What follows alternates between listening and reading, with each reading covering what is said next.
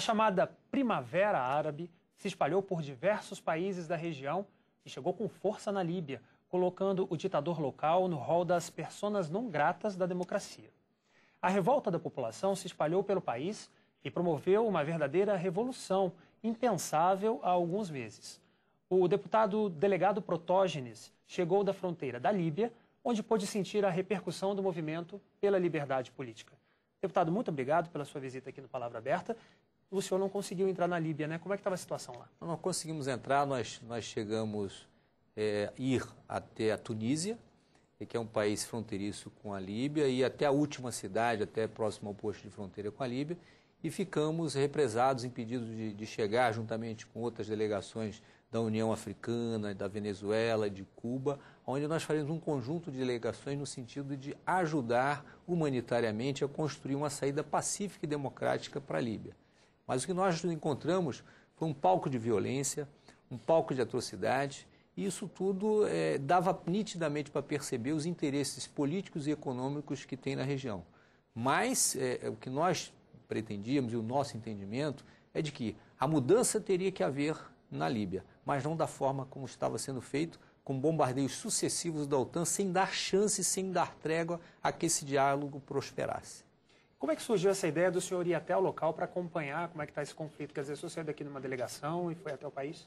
Sim, nós chegamos, permanecemos 3 dias em Tunis e ao final de diálogos com autoridades locais, nós percebemos que não haveria condições de segurança de atravessarmos até Trípoli, porque nós iríamos até Trípoli de Tunis, iríamos até Trípoli de carro.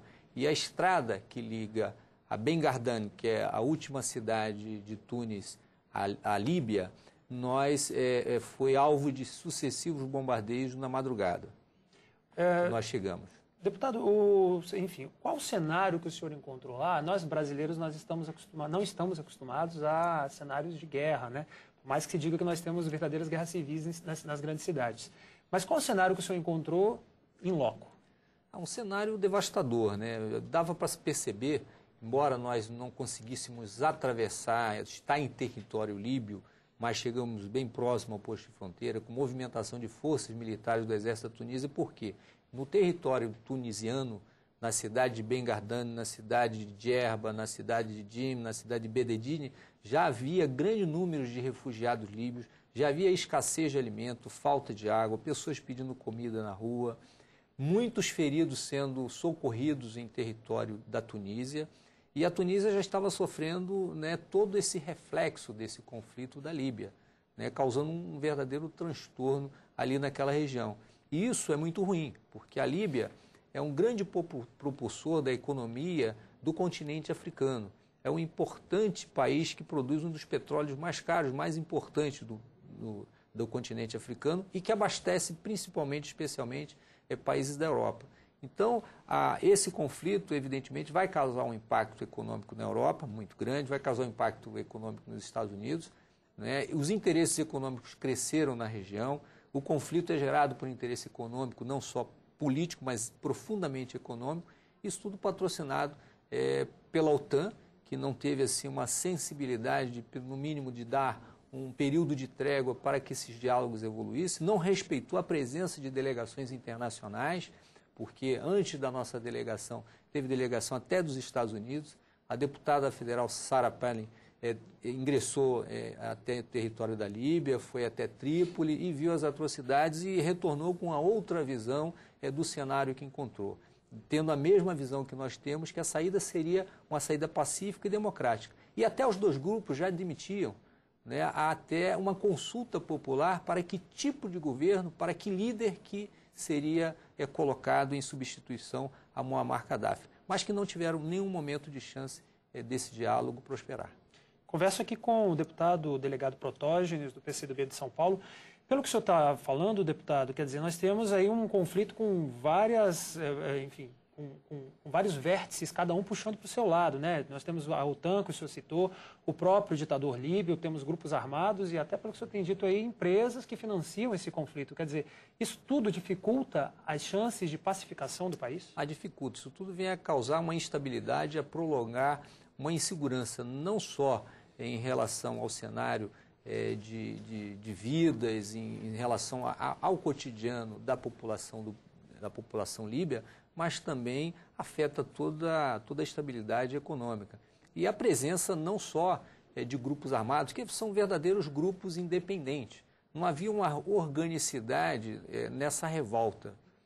O Conselho Nacional de Transição ele é formado de vários grupos rebeldes, uma espécie de gangues, e que tinha uma total independência em determinados territórios e regiões, abastecido por bombardeios da Líbia, por bombardeios da OTAN, aliás, bombardeios aéreos sucessivos em todas as madrugadas, isso nós tínhamos notícia diariamente lá, inclusive com o auxílio de forças paramilitares, de mercenários, ajudando esse grupo rebelde. Quer dizer, nos dava totalmente um tom de que havia outros interesses por trás desse conflito, porque a partir do momento que você nota a presença de grupos paramilitares, de mercenários, se aproveitando desse conflito, ao invés de ajudar a que haja uma solução pacífica, a que haja uma direção pacífica, a que se tranquilize a população e não incite a violência, que não gere mais violência, e grupos esses ligados a grandes corporações internacionais. Então nós percebemos que havia um grande interesse econômico, principalmente na produção de petróleo da Líbia. Bom, isso que a gente chama, deputado, de Primavera Árabe, dessas revoltas populares, começou no Egito e veio se espalhando para outros países. O senhor acha que essa onda pode atingir outras nações ali da região? Sim, eu acredito que sim. Há um cenário propício para isso. A Tunísia mesmo, que quando nós lá chegamos recentemente, nós presenciamos isso. A mesma revolta que teve na Líbia teve na Tunísia, só que o povo da Tunísia teve a compreensão de ter uma solução pacífica e acabar com... são manifestações de oposição que queriam mudança. A Tunísia vivia num regime ditatorial, num regime formado de líder também igual ao da Líbia, sendo até com uma instabilidade até maior do que a Líbia, poderia até acontecer coisas piores do que a Líbia, mas eles tiveram a capacidade de se autogerir, de se autogestionar na direção de convocar umas eleições diretas para outubro. E a delegação brasileira, ela estava sendo esperada a recepção, tanto pelo lado dos opositores como pelo lado dos seguidores do Muammar Gaddafi, do líder Muammar Gaddafi, com muita expectativa de ajudar a construir essa saída de paz na direção de ter mesmo uma consulta popular, e eles aceitaram. Em razão de quê? Porque nós, no Brasil, recentemente, nós vivemos também uma transição do regime militar para o regime civil e nós convocamos várias eleições até construir essa democracia que nós hoje vivemos. E a Câmara dos Deputados, o presidente Marco Maia, ao ter a sensibilidade de aceitar a indicação de 2 deputados a compor uma delegação internacional, fez com que a presença da Câmara dos Deputados reafirmasse essa democracia sólida que nós somos hoje no continente sul-americano. Falando dessa democracia, deputado, é óbvio que nenhum de nós deseja que haja um derramamento de sangue como que está havendo na Líbia. E o senhor até citou aí outras manifestações, outras revoluções populares no mesmo continente, ali na mesma região, que aconteceram. Dá para tirar alguma lição disso, até para países democráticos como o nosso? Quer dizer, uma revolução popular, desde que não haja derramamento de sangue, pode ter seu lado benéfico, né? Sim, evidentemente que eu temo que qualquer manifestação popular que tenha no Brasil, em razão de que aqui nós guardamos importantes riquezas nacionais, como o petróleo na camada de pré-sal, como o nosso volume de água potável, uma das melhores bacias hidrográficas do mundo, venha a despertar a cobiça internacional e a tirar proveito de alguma manifestação pública de vir forças internacionais, ao invés de promover uma situação de paz, a conciliação, venha promover a violência para se aproveitar dessa situação e se apropriar dessas riquezas. Essa é a minha visão. Eu acho que o Brasil tem que se preparar para esse cenário, tem que fortalecer a soberania do país através das suas forças armadas, através das suas forças de segurança, e ter a capacidade